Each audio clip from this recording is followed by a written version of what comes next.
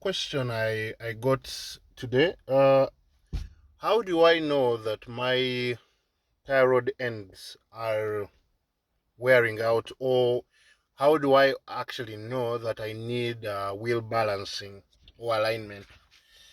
These are sort of like three questions in one. So, how do I know what are tie rod ends to begin with? A tie rod end is that component of the turning system of the vehicle that holds on the tire hub, yeah, where you bolt on the tire. That's what they call a tire hub. So it bolts onto the tire left and right, and when you turn the wheel, it helps the tires like give the force that you're giving the wheel to turn either left to right. It's sort of it's sort of in like an L shape, yeah. It holds onto the hub and also to the turning mechanism of the vehicle, which most of you may know as the steering rack, because well, with older vehicles they didn't have the steering rack, and the steering rack also is that mechanism where hydraulic fluid flows and helps you turn the vehicle left and right. That's why sometimes some steering racks are electronic, some use hydraulic fluid to help soften the turning motion of the vehicle. Some or those older vehicles that didn't have those hydraulic or electric steering racks were quite a bit difficult to drive and turn in tight spaces. So that's why they basically made the hydraulic or electric steering racks.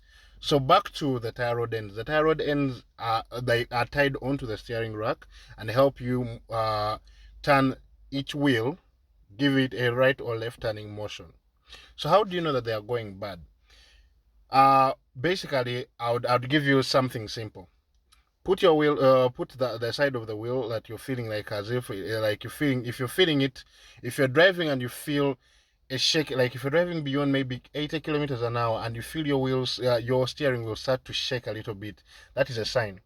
Number one, that's sign number one. Second, how you can tell you jack up one of your wheels, or if you have the ability to jack up both front wheels and shake shake that wheel side to side.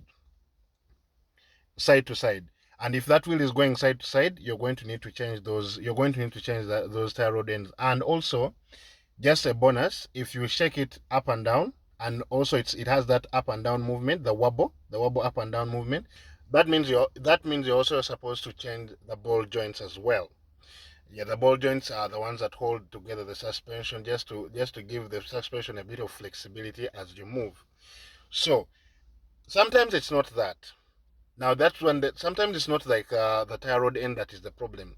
That's when the question of how do I know that my rims need actually wheel balancing.